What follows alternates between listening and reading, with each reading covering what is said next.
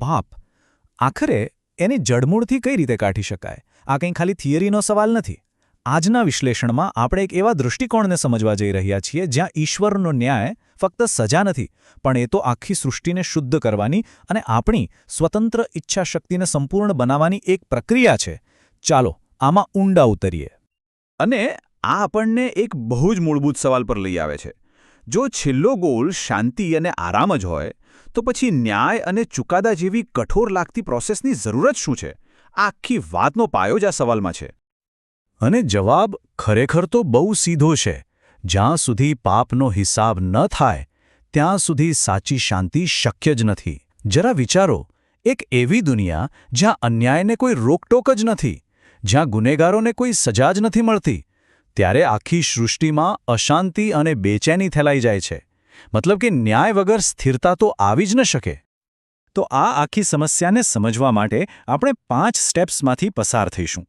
આપણે સૃષ્ટિની અસ્થિરતાથી શરૂઆત કરીશું, પછી પાપના મૂળ સુધી જઈશું, જોઈશું કે એનો દૈવી પુરાવો શું છે, શુદ્ધિકરણની પ્રક્રિયા કેવી રીતે કામ કરે છે, અને છેવટે સંપૂર્ણ શાંતિની અવસ્થા કેવી દેખાય છે.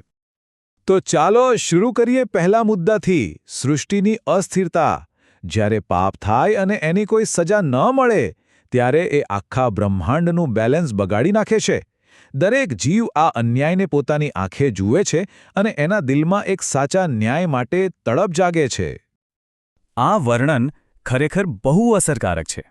જરા આંખ બંધ કરીને કલ્પના કરો કે કોઈ સતત પોતાના પડોશીઓ પર અત્યાચાર થતો જુએ છે. આવી હાલતમાં કોઈને શાંતિ કે આરામ ક્યાંથી મળે? આવી જ સ્થિતિ એક ઊંડી તરસને જન્મ આપે છે, ન્યાય માટેની તરસ, જેથી બધું ફરીથી સરખું થઈ શકે.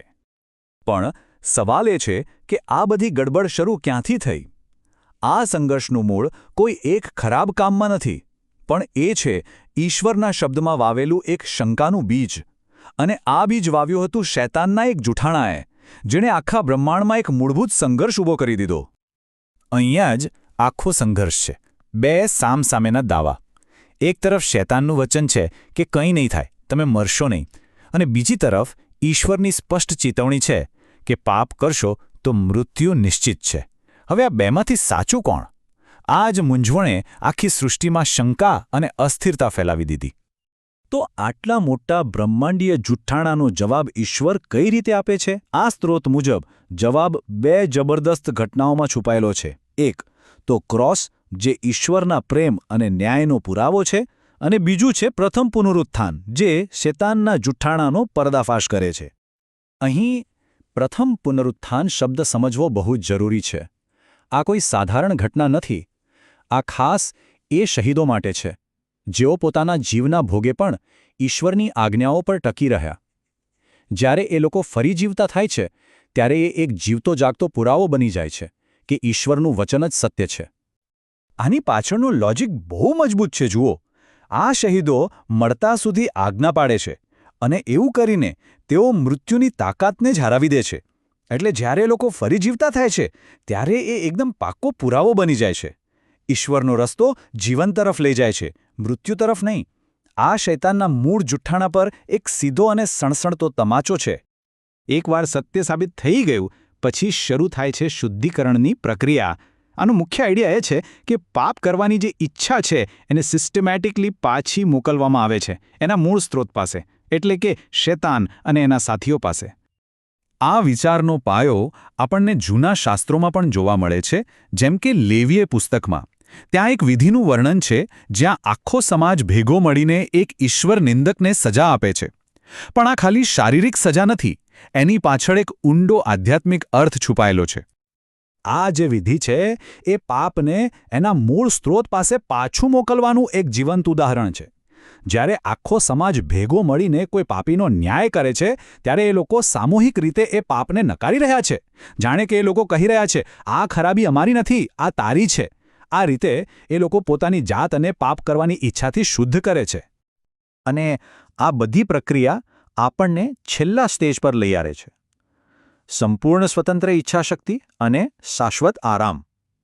તો આખી દૈવી પ્રક્રિયાનું ફાઇનલ રિઝલ્ટ શું છે? એક એવી નવી દુનિયા જ્યાં સ્વતંત્ર ઈચ્છાશક્તિ ભ્રષ્ટ નથી, પણ સંપૂર્ણ છે, અને જ્યાં પાપ કરવું શક્ય જ નથી. તો છેવટે થાય છે શું? ઈશ્વર પરની બધી જ શંકાઓ મટી જાય છે. જે ન્યાયી લોકો છે એ હવે પાપ કરી જ નથી શકતા. પણ અહીં એક વાત સમજવા જેવી છે. એમની પસંદગી છીનવાઈ નથી જતી. ઉલટું એમની ઈચ્છાશક્તિ એટલી શુદ્ધ થઈ જાય છે કે લોકો ખરાબ પસંદ કરી જ નથી શકતા. અને પરિણામે પાપ આખા બ્રહ્માંડમાંથી હંમેશ માટે ખતમ થઈ જાય છે. અને આ જ છે અંતિમ વચન.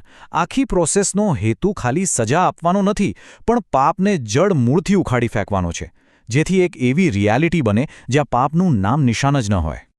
અને આ આખી વાત આપણને એક બહુ જ ઊંડા સવાલ પર લાવીને મૂકી દે છે. એવી ઈચ્છાશક્તિ કેવી હોય જે છે તો પૂરી રીતે સ્વતંત્ર, પણ છતાં એટલી શુદ્ધ હોય કે એ ક્યારેય ખરાબ પસંદ કરી જ ન શકે? આ સંપૂર્ણ થયેલી સ્વતંત્ર ઈચ્છાશક્તિનો સાચો અર્થ શું હોઈ શકે? આ એક એવો સવાલ છે જેના પર વિચારવા જેવું છે.